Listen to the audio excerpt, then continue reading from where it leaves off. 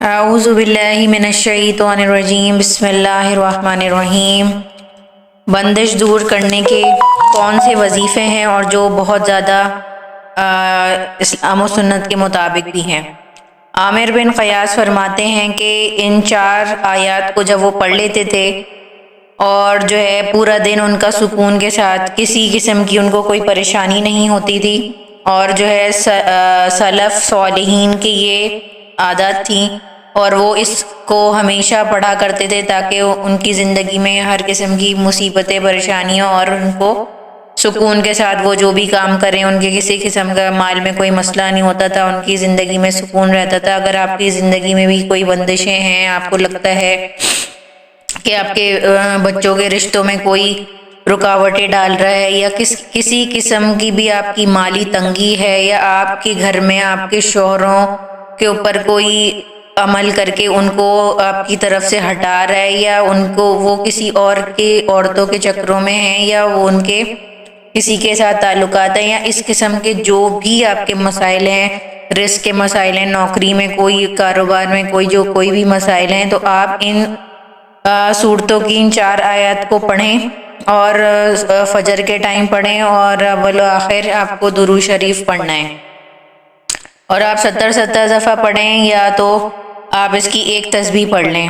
اور آیت کون کون سی ہیں؟ پہلی جو سورت ہے سورہ فاطر کی آیت ہے، نمبر 2 ہے ما یفتح اللہ للناس من رحمت فلا ممسک لها وما یمسک فلا مرسل له من بعده وهو العزیز الحکیم۔ خدا جو اپنی رحمت کا دروازہ کھول دے تو کوئی اس کو بند کرنے والا نہیں، اور جو بند کر دے تو اس کے بعد کوئی اس کو کھولنے والا نہیں، اور وہ غالب حکمت والا ہے۔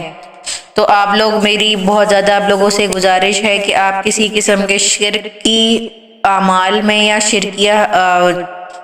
جو ہے اس کے اندر نہ پڑیں، اور کسی بابے اور ان قسم کے لوگوں کے اوپر آپ بھروسہ نہ کریں، اور اپنے وقت اور اپنا ایمان کو ضائع مت کریں، کیونکہ یہ شرکی عمل ہے۔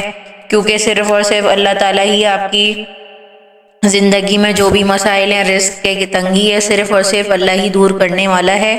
تو بہتر ہے آپ ان آیات کو پڑھیں اور ان کا ورد کریں، اور یہ وظیفہ کے طور پہ آپ پڑھیں، اور آپ کی زندگی انشاءاللہ ہر قسم کی جو بھی آپ کی زندگی میں مسائل ہیں، اور کسی بھی چیز کی تنگی ہے، رزق کی تنگی ہے، مال کی تنگی ہے، یا آپ کے بچوں کے کوئی بھی مسائل ہیں، یا رشتوں کا کوئی مسئلہ ہے، یا آپ کے شوہروں کا کوئی مسئلے ہیں، یا اولاد کا کوئی بھی مسئلہ ہے، وہ سارا کچھ آپ ان آیتوں کو پڑھیں گے، اور ان صورتوں کو اور ان کا وظیفہ بنا کے پڑھیں گے، تو آپ جو ہے ان مصیبتوں سے اور ان پریشانیوں سے انشاءاللہ اللہ تعالیٰ کی توفیق سے دور رہیں گے۔ اب ہم آگے بڑھتے ہیں، دوسری سورت کون سی ہے جو کہ آپ کو پڑھنی ہے؟ سورہ طلاق کی آیت نمبر 7 ہے، لِيَنْفِقُوا ذُو وسط من سعته ومن قدر عليه رزقه فلا ينفق مما آتاه الله لا يكلف الله نفسا إلا ما آتاها سيجعل الله بعد عسر یسرا۔ تو یہ بہت زیادہ امپورٹنٹ ہے، اور آپ اس کو پڑھیں گے تو آپ کی زندگی میں بھی سکون اور خوشیاں بھر جائیں گی انشاءاللہ تعالی۔ اور اس کا ترجمہ میں آپ کو ورڈ ٹو ورڈ بتا دیتی ہوں، اور ٹھہراؤ، اس کا ترجمہ یہ ہے، نفقہ دے والا وسط سے وسط، اور جو قدر تنگ کیا گیا اوپر اس کے رزق تو خرچ کرے، اسے اللہ نے لا نہیں تکلیف دیتا اللہ جان کو مگر دیا اسے جلد کرے گا اللہ بعد تنگی آسانی۔ ٹھیک ہے، یہ میں نے ورڈ ٹو ورڈ بتایا ہے اس کا ترجمہ، اور اس کا مطلب یہ ہے کہ اللہ تعالیٰ نفع دینے والا ہے، اور وہ وسط کو پھیلاتا ہے، اور اپنی وسط سے قدرت اور قدرہ تنگ کیا گیا جس کے اوپر تنگی ہوئی ہے، اللہ تعالیٰ اس کے رزق کو بڑھاتا ہے اور خرچ کرے جو اسے اللہ تعالیٰ نے دیا ہے، اور تکلیف دیتا ہے اللہ ہر جان کو اللہ مگر وہ اتنی ہی تکلیف دیتا ہے، اور وہی دور کرنے والا ہے، اور ہر تنگی کے بعد آسانی ہے۔ ٹھیک ہے، اب ہم آتے ہیں کہ آپ کے پاس کون سی آیت ہے اگلی تو آپ اس کو پڑھیں گے تو آپ کی زندگی میں اور زیادہ سکون آ جائے گا انشاءاللہ تعالی اللہ کی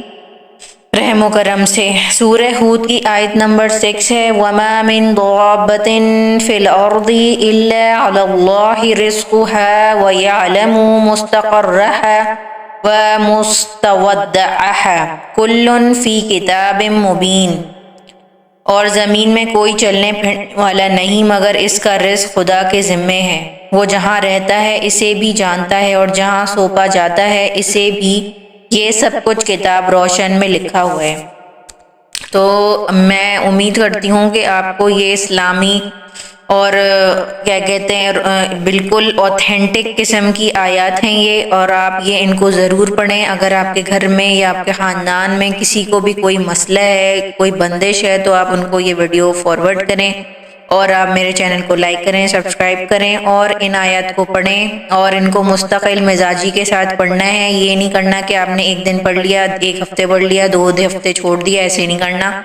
آپ کو اول و آخر درود شریف پڑھنا ہے اور ان چاروں آیات کو روزانہ صبح کے ٹائم پڑھنا ہے،